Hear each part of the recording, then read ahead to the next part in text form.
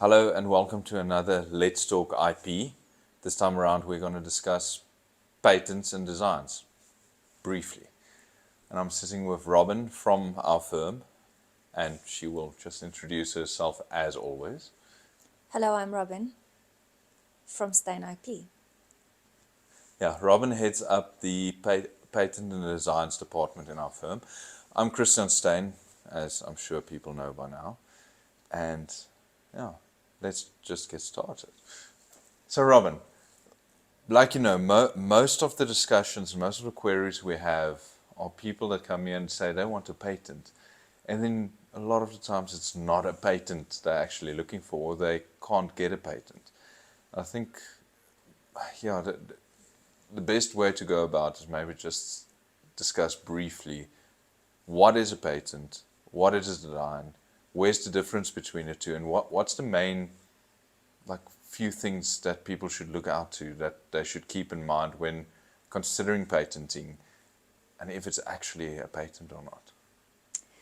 Okay, I'm going to use an example to try and explain the difference between a patent and a design. Let's take a vehicle, like a BMW. The technology within the BMW would be subject to patent rights, but the shape of the BMW is a design.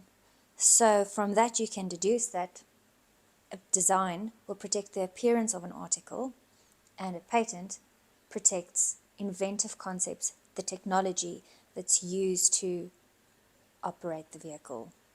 Yeah. Does that make sense? It does make sense. Yeah. And not to be confused with a trademark, which actually protects the logo and the name, which we're not discussing now, but I thought let me just put it in there, because usually the confusion also comes there. They refer to a patent, but they actually mean a trademark purely because of lack of information in the industry and in the public.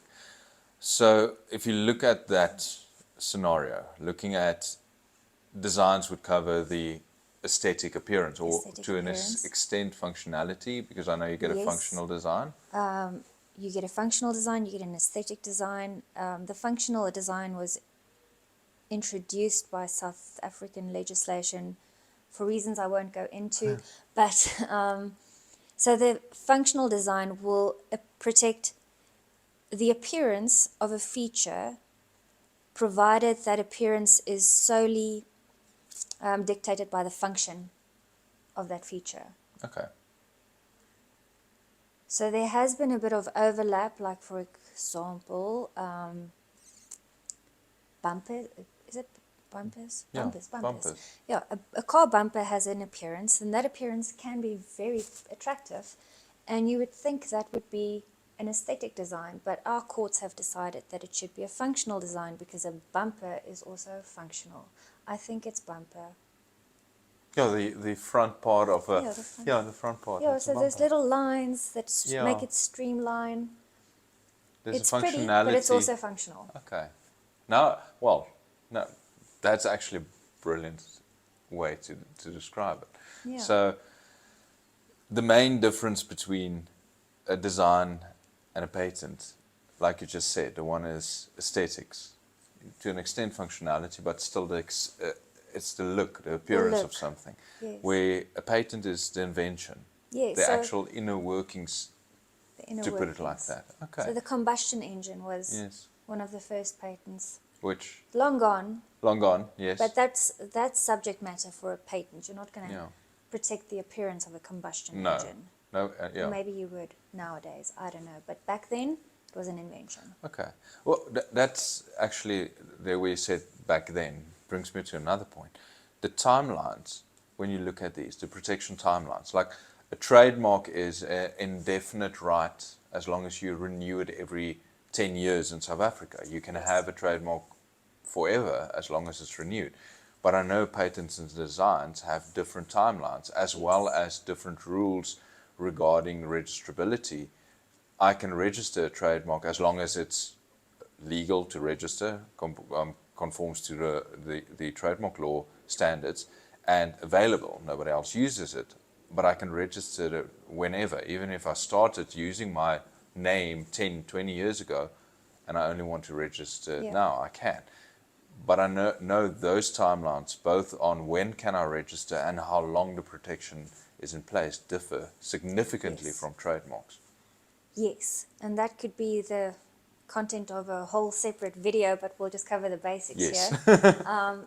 Designs last for, if it's an aesthetic design, it lasts for 15 years, provided you pay the maintenance fees, which are due from the 3rd anniversary and from then on annually.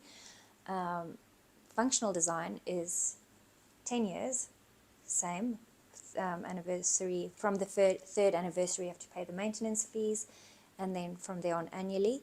A patent lasts for 20 years, subject to payment of the annuity fees. And then the design, you can disclose your design, put your product on the market to which the design applies, but you have to file your application within 6 months of the first introduction of the product. With a patent, you have to file first, and I think we should get that trademarked. File first. File first. Yeah. I like that. I like that. File first. By the time you see this video, file first will already be a trademark. Yes. Yes. So before you do anything, it's safer to just file a provisional application, because the novelty and inventiveness requirements, which we'll cover in a separate video, are very stringent. It's not because patent attorneys are pedantic, it's because it's the law.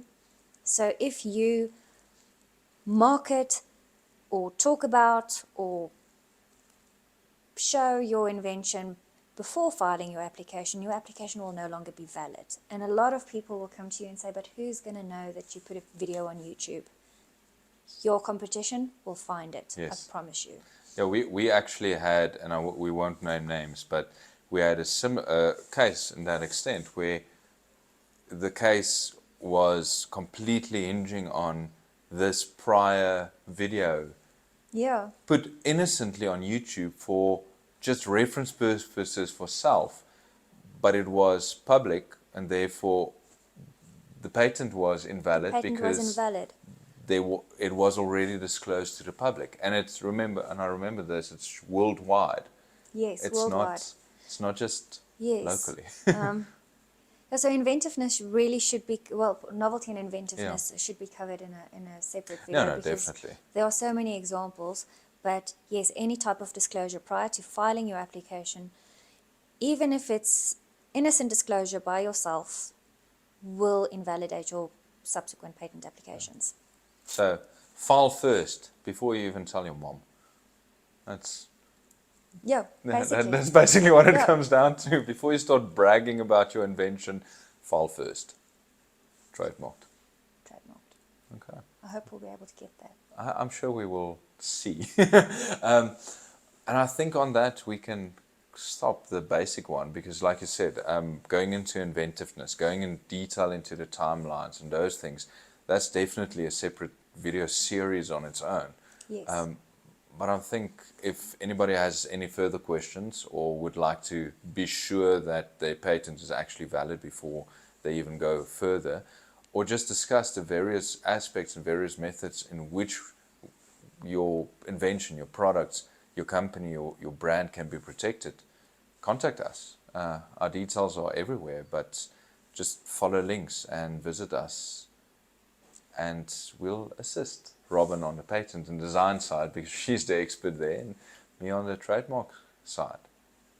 Thank you. Thank you. Goodbye.